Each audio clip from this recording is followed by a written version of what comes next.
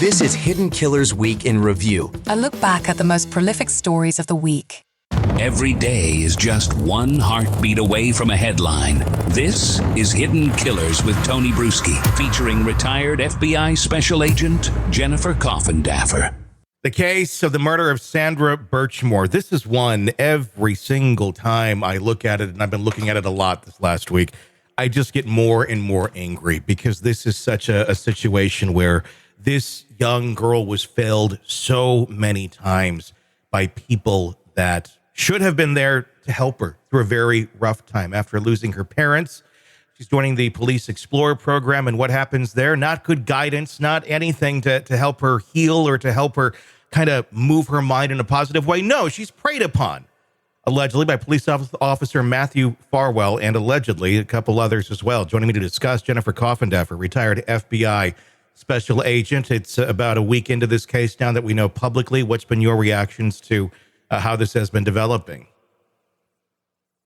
Well, you know, Tony, this case really, it's been one I've been following for months now. Mm-hmm. It never made any sense. Mm-mm. And I'll tell you what didn't make sense was when they publicly released the video of him going into her apartment right before she was last seen ever, and then leaves, and he's all masked up. He looks like a perpetrator. Yeah.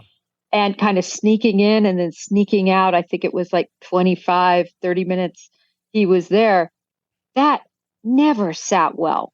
And then, of course, all the allegations started coming out about his relationship with her, blah, blah, blah, blah, blah. I thought, how in the world could this possibly be a suicide? It didn't make any sense, especially when we learned that she was hanging from a ligature from a doorknob. Not a usual way that a young girl who's pregnant is going to kill herself. And then now, of course, the full reveal on, all this information that law enforcement had clear back then. Mm-hmm. All these text messages, the broken necklace, the bruising on her body, the autopsy details regarding her hyoid bone, the relationship they had, Tony, just awful.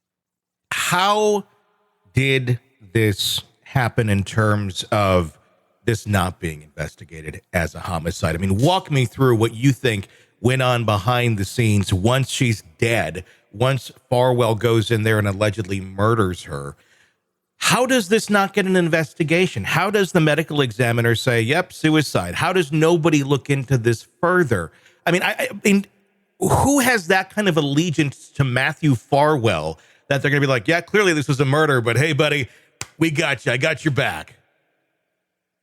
Well, I think the biggest problem is that ME report, the ME saying that it was a suicide. That is just a recipe for disaster when you're an investigator. We saw it, and I know we'll probably get into it more in the Karen Reed case, where that ME basically doesn't make any conclusion. Yeah. That's also an issue.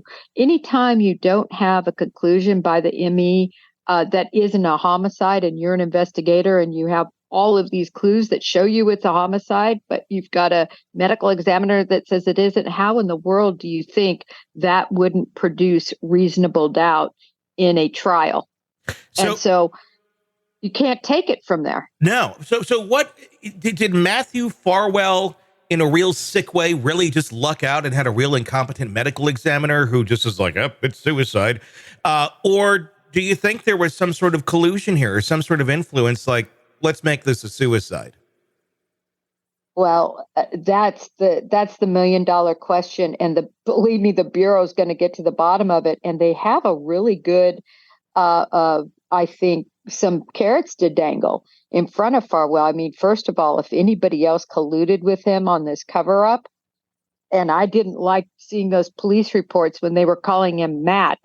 Mm-hmm. Never seen a police report in the ever working, local crimes, working with the gang unit. All the police reports I've read, which are tens of thousands, I have never seen somebody write, oh, and Matt didn't do it, basically. Yeah. So I couldn't believe that, Tony. So that in and of itself gave me a lot of pause just in terms of the familiarity. But then you see Fanning, the one who wrote it, and one that does have a loose connection to the case with Karen Reed. Mm-hmm. You see that he was invited to be on the arrest team. You see him leaving the courthouse. You see him part of the investigation. And the Bureau and the U.S. Attorney's Office not only included the state police, Massachusetts State Police, and the Stoughton Police Department, but thanked them, very strongly for all their cooperation and help. So I found all of that sort of juxtaposed to the idea that this was a gigantic cover-up. Again, are we talking about complete incompetence? It can masquerade as conspiracy quite often. It's just we're seeing a real pattern over here in this area of the country, in these two departments that are right next to each other, sharing some people and such. It just seems far too ridiculous to say that everybody is that incompetent. And with him being on the arrest team and being the one who initially wrote the report, is this trying? I mean, we can look at it another way too. Is this trying to kind of dust away some stuff early on, so it doesn't look like there was some sort of a cover up? Like, look, he's here. He's part of the arrest team now. If he was part of this, he wouldn't be on the arrest team. Let's just get him over here so he looks a lot more noble than criminal. Well, I could tell you this, the FBI, who would have been in charge of putting together the ops plan and the orders and getting everything together, they do not pick the personnel from the other departments. They tell the other departments, listen, we'd like to have 2 agents, or 2 officers, 2 detectives, 2 this, 2 that. And then those are offered up by those department heads typically. So to your point, I'm just saying, because it wouldn't have been federally selected. Yeah. Is that a possibility? It's a possibility. What really bothers me about this whole thing is the detectives from the state police, because remember, the Canton Police Department, this happened in Canton. That's where her apartment was. So, of course, they were the ones on the wellness check. But immediately, typically, when you have a situation like this, it's turned over, in Massachusetts anyway, to the state police for investigation.